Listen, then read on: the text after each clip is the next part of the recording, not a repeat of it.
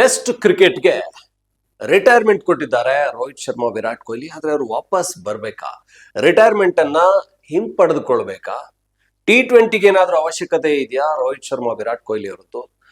ಭಾರತ ಒಂದು ಟೀಮ್ ಆಗಿ ಗಂಭೀರ್ ಅವರ ಕೋಚಿಂಗ್ ಅಲ್ಲಿ ಫೇಲ್ ಆಗ್ಬಿಡ್ತಾ ಸೌತ್ ಆಫ್ರಿಕಾ ಮೇಲೆ ಹೋಮ್ ಸೀರೀಸ್ ಅನ್ನ ಆ ಟೆಸ್ಟ್ ಅಲ್ಲಿ 2 ಟೆಸ್ಟ್ಗಳನ್ನ ಹೀನಾಯವಾಗಿ ಸೋತಂತ ಭಾರತ ಮತ್ತೊಮ್ಮೆ ರೋಹಿತ್ ಕೊಹ್ಲಿಯ ಏನು ಆ ರಿಟೈರ್ಮೆಂಟ್ ವಾಪಸ್ ತಗೊಳ್ಳೋದನ್ನ ಕಾಯ್ತಾ ಇದೆಯಾ? BCCI ಇದನ್ನ ನಿರಾಕರಣೆ ಮಾಡಿದೆ. ಆದ್ರೆ ಅಭಿಮಾನಿಗಳ ಆಶಯ ಇದೆಯಲ್ಲ, ಇದು ನಿಜಕ್ಕೂ ಭಾರತ ತಂಡ ಇಷ್ಟೊಂದು ವೀಕ್ ಆಗೋಯ್ತಾ ಅಂತ ಕೇಳೋ ಹಾಗೆ ಮಾಡಿದೆ. ಅದರಲ್ಲೂ ಮೊದಲ ODI ಆದ ಮೇಲೆ ರೋಹಿತ್ ಶರ್ಮಾ, ವಿರಾಟ್ ಕೊಹ್ಲಿನೇ ಟೀಮ್ ಇಂಡಿಯಾ ಟೆಸ್ಟ್ ಅಲ್ಲಿ ಮತ್ತಷ್ಟು ವರ್ಷ ಮುಂದುವರಿಬೇಕು ಅಂತ ಜನ ಕೇಳೋ ಹಾಗಾಗಿದೆ. ಭಾರತ ಹೋಮ್ ಸೀರೀಸ್ ಗಳನ್ನ ಸೋತಿದ್ದೇ ತುಂಬಾ ಕಡಿಮೆ. ಭಾರತ ಅವೇ ಸೀರೀಸ್ ಗಳನ್ನೇ ಭರ್ಜರಿಯಾಗಿ ಗೆದ್ದುಕೊಂಡು ಬರ್ತಾ ಇದೆ. ಭಾರತ ಆಸ್ಟ್ರೇಲಿಯಾಗ ಹೋಗಿ, ಇಂಗ್ಲೆಂಡ್ಗೆ ಹೋಗಿ ಗೆದ್ದುಕೊಂಡು ಬರ್ತಾ ಇದೆ. ಆದ್ರೆ ಯಾಕೋ ಸೌತ್ ಆಫ್ರಿಕಾ ಮೇಲೆ ಸೋತ್ ಹೋಗ್ಬಿಡ್ತಲ್ಲ ಮೊನ್ನೆ. ಈಗ ಕೊಹ್ಲಿ, ರೋಹಿತ್ ರಿಟೈರ್ಮೆಂಟ್ ವಾಪಸ್ ತಗೋಬೇಕಾ? ಅದರಲ್ಲೂ ಮೊದಲ ODI ಆದ್ಮೇಲೆ ಟೆಸ್ಟ್ಗೆ ರೋಹಿತ್ ಕೊಹ್ಲಿ ರಿಟೈರ್ಮೆಂಟ್ ವಾಪಸ್ ತಗೊಂಡು ಕಮ್ ಬ್ಯಾಕ್ ಮಾಡಬೇಕು. ಬಹಳ ಬಾರಿ ಈ ರೀತಿ ಆಗಿದೆ. ಈಗ ಕ್ವಿಂಟನ್ ಡಿಕಾಕ್ ರಿಟೈರ್ಮೆಂಟ್ ಕೊಟ್ಟವ್ರು ವಾಪಸ್ ಬಂದ್ರು, ಅದೇ ಸೌತ್ ಆಫ್ರಿಕಾದ ಪ್ಲೇಯರ್. ಸೊ ವಿರಾಟ್ ಕೊಹ್ಲಿ, ರೋಹಿತ್ ಶರ್ಮಾ ಇನ್ನೂ 1-2 ವರ್ಷ ಆಡೋ ಅವಶ್ಯಕತೆ ಇದೆ ಅಂತ ಹೇಳ್ತಾ ಇದ್ದಾರೆ. ಹಾಗಾದ್ರೆ ಫ್ಯಾನ್ಸ್ ಹೇಳ್ತಾ ಇರೋದು ನೋಡಿದ್ರೆ ಭಾರತಕ್ಕೆ ರೋಹಿತ್ ಶರ್ಮಾ, ವಿರಾಟ್ ಕೊಹ್ಲಿ ಅವರ ಪ್ಲೇಸ್ ಅನ್ನು ತುಂಬೋದಿಕ್ಕೆ ಸಾಧ್ಯ ಇಲ್ವಾ? ಯಾಕೆ ಭಾರತ ಫೇಲ್ ಆಗಿದ್ದೆಲ್ಲಿ? ಒಬ್ಬೊಬ್ರು ಒಂದೊಂದು ವಿಶ್ಲೇಷಣೆ ಮಾಡ್ತಾ ಇದ್ದಾರೆ. ಬಹಳ ಪ್ರಮುಖವಾಗಿ ಭಾರತ ಫೇಲ್ ಆಗಿದ್ದು ಎಲ್ಲಿ ಅನ್ನೋದನ್ನ ಇಲ್ಲಿ ನಾವು ನಿಮ್ಗೆ ಹೇಳ್ತೀವಿ. ಯಾಕಂದ್ರೆ ಭಾರತ ಕ್ರಿಕೆಟ್ ತಂಡದ ಬಗ್ಗೆ ಮಿಚೆಲ್ ಸ್ಟಾರ್ಕ್ ಒಂದ್ಸಾರಿ ಹೇಳಿದ್ರು, ಆಸ್ಟ್ರೇಲಿಯಾದ ಈಗ ಸ್ಟಾರ್ ಬೌಲರ್. ಭಾರತ ತಂಡ ಅಟ್ ಎ ಟೈಮ್ 3 ಟೀಮ್ಗಳನ್ನ ಮಾಡ್ಕೊಂಡು ಒಂದ್ ಕಡೆ ಟೆಸ್ಟ್, ಒಂದ್ ಕಡೆ T20, ಒಂದ್ ಕಡೆ ODI ನ ಆಡಬಹುದು, ಅಷ್ಟು ಟ್ಯಾಲೆಂಟ್ಸ್ ಇದೆ ಇಂಡಿಯಾದಲ್ಲಿ ಅಂತ. ಆದ್ರೆ ಟೆಸ್ಟ್ ಅಲ್ಲಿ 2 ಹೀನಾಯವಾಗಿ ಸೋತೋಗ್ಬಿಡ್ತು ಭಾರತ. ಅಂದ್ರೆ ಸೌತ್ ಆಫ್ರಿಕಾ ಮೇಲೆ. ಅದು ಅಂದ್ರೆ ಏನು ಆಸ್ಟ್ರೇಲಿಯಾ ಅಲ್ಲ, ಅದು ನ್ಯೂಜಿಲೆಂಡ್ ಅಲ್ಲ, ಇಂಗ್ಲೆಂಡ್ ಅಲ್ಲ, ಸೌತ್ ಆಫ್ರಿಕಾ ಅಂದ್ರೆ ಭಾರತದ ಮಟ್ಟಿಗೆ ಅಂದ್ರೆ ಅಂತ ತೀರಾ ಡೇಂಜರಸ್ ಟೀಮ್ ಅಂತಲ್ಲ, ಅಂತ ಸೌತ್ ಆಫ್ರಿಕಾ ಮೇಲೆ ಇಷ್ಟು ಹೀನಾಯವಾಗಿ ಸೋತೋಗಿದ್ದಕ್ಕೆ ಕಾರಣಗಳೇನು ಅಂದ್ರೆ, ಒಂದು IPL ಮೆಂಟಾಲಿಟಿ. IPL ಮೆಂಟಾಲಿಟಿಯಿಂದ ಟೀಮ್ ಇಂಡಿಯಾ ಹೊರಗೆ ಬರಬೇಕು. ಅಂದ್ರೆ ಇಲ್ಲಿ ಗಮನಿಸಿದಾಗೆ ಸಾಯಿ ಸುದರ್ಶನ್ ಅವ್ರನ್ನ ಮಿಡ್ಲ್ ಆರ್ಡರ್ಗೆ ಅಂತ ವಿರಾಟ್ ಕೊಹ್ಲಿ ರಿಟೈರ್ಮೆಂಟ್ ಆದಾಗ ಸಾಯಿ ಸುದರ್ಶನ್ ಅವ್ರನ್ನ ಕನ್ಸಿಡರ್ ಮಾಡಿದ್ರು, ಸರ್ಫರಾಜ್ ಖಾನ್ ಅವ್ರನ್ನ ಕನ್ಸಿಡರ್ ಮಾಡ್ಲಿಲ್ಲ ಅನ್ನೋದಿತ್ತು. ಡೊಮೆಸ್ಟಿಕ್ ಅಲ್ಲಿ ಹೈಯೆಸ್ಟ್ ರನ್ ಸ್ಕೋರ್ ಮಾಡಿದ್ದಾರೆ, ಅವ್ರನ್ನ ತಗೊಳ್ಳಿಲ್ಲ. IPL ಅಲ್ಲಿ ಕನ್ಸಿಸ್ಟೆನ್ಸಿ ಇದೆ ಅನ್ನೋ ಕಾರಣಕ್ಕೆ ಟೆಸ್ಟ್ ಅಲ್ಲಿ ತಗೊಂಡ್ರೆ ರೆಡ್ ಬಾಲ್ ಕ್ರಿಕೆಟೇ ಬೇರೆ, ವೈಟ್ ಬಾಲ್ ಕ್ರಿಕೆಟೇ ಬೇರೆ. ಸೊ ಈ IPL ಮೆಂಟಾಲಿಟಿಯನ್ನ ಬಿಡಬೇಕು ಅನ್ನೋದು ಒಂದು. ಸಹಜವಾಗಿ IPL ಕ್ರಿಕೆಟ್ಗೆ ಅಂದ್ರೆ ಇಂಡಿಯನ್ ಕ್ರಿಕೆಟ್ಗೆ ಒಂಥರ ಮೂಡ್, ಆ ಮೂಡ್ಗೆ ತಗೊಂಡೋಗ್ಬಿಡುತ್ತೆ. ಕ್ರಿಕೆಟ್ ಅಂದ್ರೆ IPL ಏನು, ಆ 2-2.5 ತಿಂಗಳ ಹಬ್ಬ ಇರುತ್ತಲ್ಲ, ಇಲ್ಲಿ ಯಾರೆಲ್ಲ ಅದ್ಭುತವಾಗಿ ಆಡ್ತಾರೋ ಅವ್ರು ಟೀಮ್ ಇಂಡಿಯಾ ಒಳಗೆ ಬರಬೇಕು, ಅವರೇ ಸ್ಟಾರ್ಗಳು ಅನ್ನೋ ರೀತಿಯ ಒಂದು ಭ್ರಮೆ ಕ್ರಿಯೇಟ್ ಆಗುತ್ತೆ. ಅದರಲ್ಲಿ ಸಾಯಿ ಸುದರ್ಶನ್, ಗಿಲ್ ಕ್ಯಾಪ್ಟನ್ಸಿ ಬೇರೆ, ಅದೇ ಗುಜರಾತ್ ಟೈಟನ್ಸ್. ಗಿಲ್ ಕ್ಯಾಪ್ಟನ್ಸಿಯಲ್ಲಿ ಸಾಯಿ ಸುದರ್ಶನ್ ಆಡ್ತಾ ಇದ್ರು ಅಂದ್ರೆ ಗಿಲ್ಗೆ ಕ್ಯಾಪ್ಟನ್ಸಿ ಕೊಟ್ರು, ಅದು 3 ಫಾರ್ಮ್ಯಾಟ್ ಅಲ್ಲಿ ಕೊಟ್ಟಾಗ ಸಾಯಿ ಸುದರ್ಶನ್ ಕೂಡ ಅಷ್ಟು ಕನ್ಸಿಸ್ಟೆಂಟ್ ಆಗಿ ಆಡಿದ್ದವರು. ಹಾಗಾಗಿ ಟೀಮ್ ಅಲ್ಲಿ ಒಳ್ಳೆ ಕಾಂಬಿನೇಷನ್ ಕೂಡ ಇದೆ.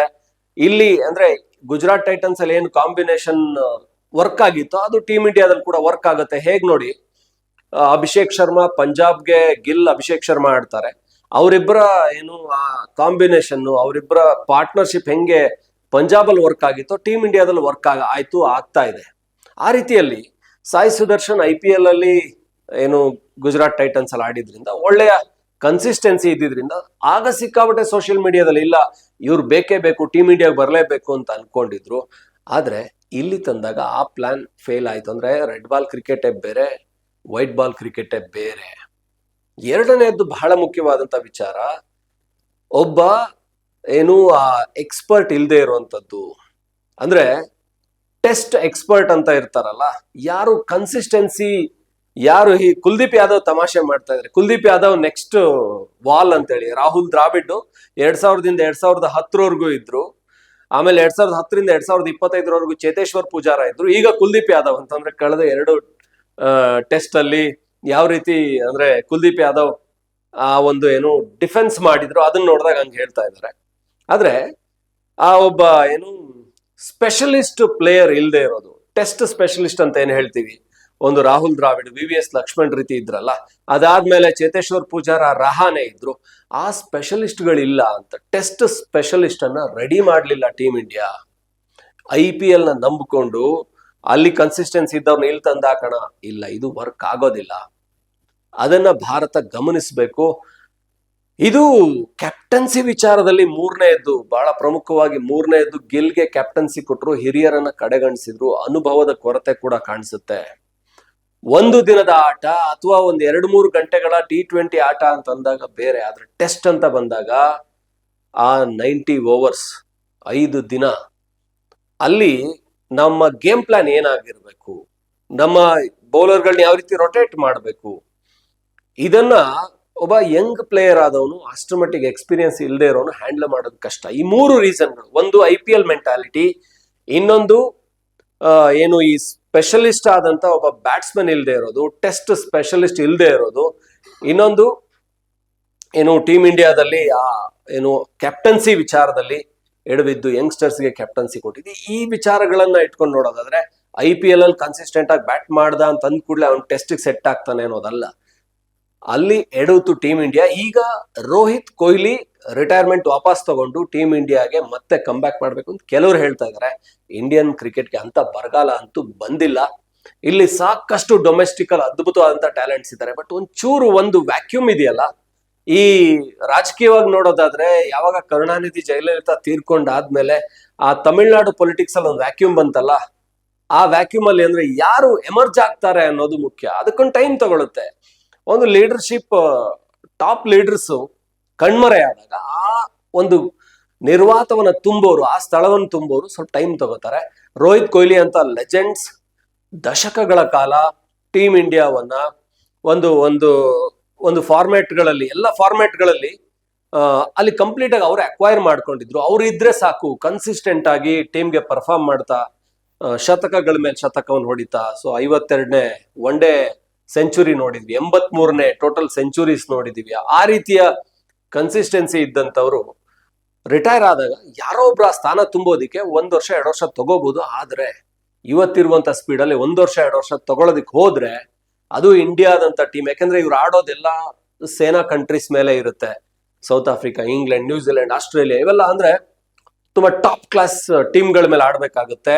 ಅದು ನಮ್ಮ ಏನು WTC ಸೈಕಲ್ ಏನಿರುತ್ತೆ ಅದ್ರ ಪ್ರಕಾರ ಭಾರತ ಹೋಗ್ತಾ ಇರುತ್ತೆ. ಅಂದ್ರೆ ವರ್ಲ್ಡ್ ಟೆಸ್ಟ್ ಚಾಂಪಿಯನ್ಶಿಪ್ ಏನಿರುತ್ತೆ ಅಲ್ಲಿ ನಿರಂತರವಾಗಿ ಡ್ರಾ ಕೂಡ ಮಾಡ್ಕೊಳ್ಳದೆ ಸೋಲ್ತಾ ಬಂದ್ರೆ, ಕಳೆದ ಬಾರಿ ಆಗ್ಲೇ ಭಾರತ ಕಳೆದ ಏನು ಚಾಂಪಿಯನ್ಶಿಪ್ ಅಲ್ಲಿ ಫೈನಲ್ಗಂತೂ ಕ್ವಾಲಿಫೈ ಆಗ್ಲಿಲ್ಲ. ಈ ಬಾರಿ ಆದ್ರೂ ಕ್ವಾಲಿಫೈ ಆಗ್ಲಿ ಅಂತ ಅನ್ಕೋತಾ ಇದ್ರೆ ಇಲ್ಲಿ ಟೀಮ್ ಅಲ್ಲಿ ಒಂದಷ್ಟು ಗೊಂದಲದ ಗೂಡಾಗಿದೆ. ರೋಹಿತ್ ಕೊಹ್ಲಿ ರಿಟೈರ್ಮೆಂಟ್ ವಾಪಸ್ ತಗೊಂಡು ಬರೋ ಸೀನ್ ಅಂತೂ ಇಲ್ವೇ ಇಲ್ಲ.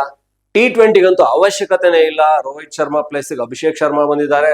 ವಿರಾಟ್ ಕೊಹ್ಲಿ ಪ್ಲೇಸ್ಗಂತೂ ಕಾಂಪಿಟೇಷನ್ ಇದೆ. ಯಶಸ್ವಿ ಜೈಸ್ವಾಲ್, ತಿಲಕ್ ವರ್ಮಾ, ಸೂರ್ಯಕುಮಾರ್ ಯಾದವ್, ಯಾರು ಬೇಕು ಎಲ್ರೂ ಇದಾರೆ ಅಲ್ಲಿ ಒಂದೊಂದು ಸ್ಪಾಟ್ ಗಳಿಗೆ 4-5 ಜನ, ಒಂದೊಂದು ಪ್ಲೇಸ್ ಗಳಿಗೆ 4-5 ಜನ ಕಾಂಪಿಟೇಷನ್ ಅಲ್ಲಿ ಇದ್ದಾರೆ. ಹಾಗಾಗಿ Indian team India concentration only on T20 ಮೇಲೆ ಹೋಯ್ತಾ? ಬರೀ IPL ಆಡೋದು, T20 ಮ್ಯಾಚ್ಗಳು ಆಡೋದು, ಎಲ್ಲದೂ ಈಗ ನೋಡಿ, ಯಾವುದು ಡೊಮೆಸ್ಟಿಕ್ ಟೂರ್ನೀಸ್ ಕೂಡ ODI ಬಿಟ್ಟು ಎಲ್ಲ T20 ಫಾರ್ಮ್ಯಾಟ್ ಇಳಿತಾ ಇದ್ದಾರೆ. ಸೊ ಇದೆಲ್ಲ ಒಂದ್ ಕಡೆ ಪ್ಲೇಯರ್ಸ್ ಗಳ ಕನ್ಸಿಸ್ಟೆನ್ಸಿ, 4-5 ದಿನ ಆಡುವಂತ test is a real format of cricket ಅಂತಾರೆ. ಅದೊಂಥರ ಏನು ಗ್ರೇಟ್ ಫಾರ್ಮ್ಯಾಟ್, ಅದು ಬೆಸ್ಟ್ ಫಾರ್ಮ್ಯಾಟ್ ಅಂತಾರೆ.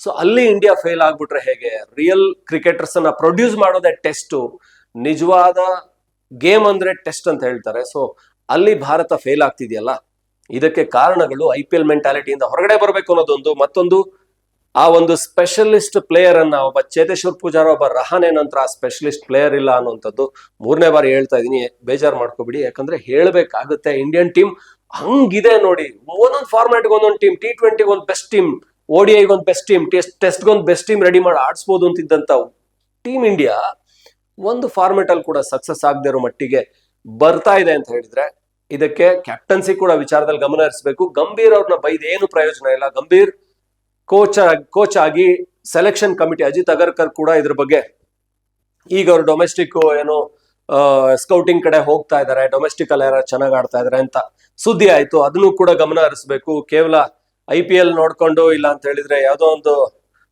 ಡೆಲ್ಲಿಲಿ ಕೂತ್ಕೊಂಡು ಕೆಲಸ ಮಾಡಿದ್ರೆ ಆಗಲ್ಲ. ಬಹುಶಃ ಟೀಮ್ ಇಂಡಿಯಾ ದೊಡ್ಡ ಜವಾಬ್ದಾರಿ, ದೊಡ್ಡ ಟೀಮ್ ಅಂದ್ರೆ ದೊಡ್ಡ ಜವಾಬ್ದಾರಿ ಇರುತ್ತೆ. ನಂಬರ್ 1 ಟೀಮ್ ಅಂದ್ರೆ ತುಂಬಾ ರೆಸ್ಪಾನ್ಸಿಬಿಲಿಟಿ ಇರುತ್ತೆ.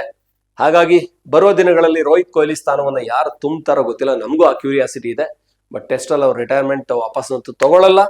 ನೋಡೋಣ ಬೇರೆ ಯಾರು ಆ ಸ್ಥಾನಕ್ಕೆ ತಾವೇ ಫಿಟ್ ಆಗ್ತಾರೆ ಅಂತ.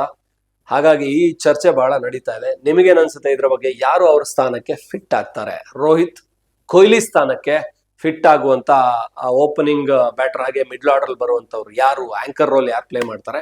ನಿಮಗೇನ್ ಅನ್ಸುತ್ತೆ? ನೀವು ಕೂಡ ಕಮೆಂಟ್ ಮಾಡಿ. ಇದು ನಮ್ಗನ್ಸಿದ್ದು ಇದೇ ಸರಿಯಾಗ್ಬೇಕು ಅಂತಿಲ್ಲ. ಮತ್ತಷ್ಟು ಈ ರೀತಿ ಸುದ್ದಿಗಳ ಜೊತೆ ನಿಮ್ಮ ಮುಂದೆ ಬರ್ತಾ ಇರ್ತೀವಿ. ನೋಡ್ತಾ ಇರಿ ಒನ್ ಇಂಡಿಯಾ ಕನ್ನಡ.